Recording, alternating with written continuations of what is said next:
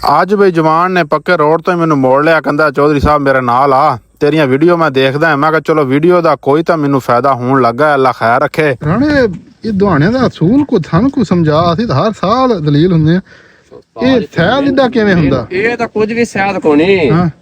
ਪਹਿਲਾ ਪੁਰ ਦਾ ਸੈਦ ਵੇਖਣੇ ਇਹ ਜਵਾਨ ਕਹਿੰਦਾ ਓਏ ਚੌਧਰੀ ਸਾਹਿਬ ਤੈਨੂੰ ਅੱਜ ਪਿੱਤੀ ਖਵਾ ਕੇ ਭੇਜਣਾ। ਮੈਂ ਜਾ ਰਿਹਾ ਸੀ ਆਪਣੇ ਸ਼ਹਿਰ ਅਲੀ ਖੇਲ, ਕੋ ਸੋਲਰ ਦੇ ਮਸਲੇ ਮਸਾਇਲ ਸੀ, ਤੇ ਇਹਦਾ ਤਾਰਫ ਇਹ ਆ ਵੀ ਇਹ ਹੈ ਰਾਣਾ ਮੁਦੱਸਰ 58 ਚੱਕਦਾ ਹੈ ਜਵਾਨ।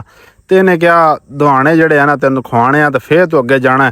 ਇੱਕ ਦੁਆਣਾ ਭੰਨ ਜਨਾਬ ਉਹ ਖਾਦਾ ਹੈ ਤੇ ਮੈਂ ਉਹਨੂੰ ਪਿੱਟਦਾ ਰਿਹਾ, ਭਾਈ ਮੈਂ ਹੋਰ ਦੁਆਣਾ ਨਹੀਂ ਖਾਣਾ। ਮੈਂ ਘਰੋਂ ਨਾਸ਼ਤਾ ਕਰਕੇ ਟੁਰਿਆ, ਮੈਂ ਜਨਾਬ ਫੁੱਲ ਹੋ ਕੇ ਚਾਹ ਸ਼ਾਹ ਪੀ ਕੇ ਨਿਕਲਿਆ ਵਾ, ਮੈਨੂੰ ਗੁੰਜਾਇਸ਼ ਕੋਈ ਨਹੀਂ। ਤੇ ਹੋਰ ਨਾ ਮੈਂ ਨਹੀਂ ਖਾਣਾ। ਖਾ ਨਾ ਖਾ ਰੱਜ ਕੇ ਖੁਦਾ ਦਾ ਬੰਦਾ, ਮੈਂ ਰੱਜਿਆ ਫਿਰਦਾ।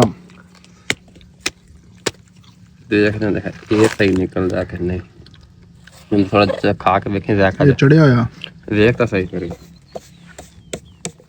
ਤਾਂ ਮੈਂ 2-3 ਦਿਨ ਨਿਕਲ ਮੈਂ ਪਤਾ ਨਹੀਂ ਕੋਈ ਜ਼ਿਆਦਾ ਪੱਕ ਗਿਆ। ਗੱਲ ਮੁੱਕਦੀ ਮੁਕਾਈ ਹੈ ਜਨਾਬ, ਪਿੱਤੇ ਪਾੜ ਜਵਾਨ ਸਿੱਟ ਦਿੱਤੇ। ਆਖਰ ਤੇ ਰਾਣਾ ਸਾਹਿਬ ਦਾ ਸ਼ੁਕਰੀਆ, ਉਹਨਾਂ ਨੇ ਇਹ ਮੁਹੱਬਤ ਦਿਖਾਈ ਹੈ ਮੇਰੇ ਜੇ ਨਾਚੀਜ਼ ਬੰਦੇ ਨੂੰ।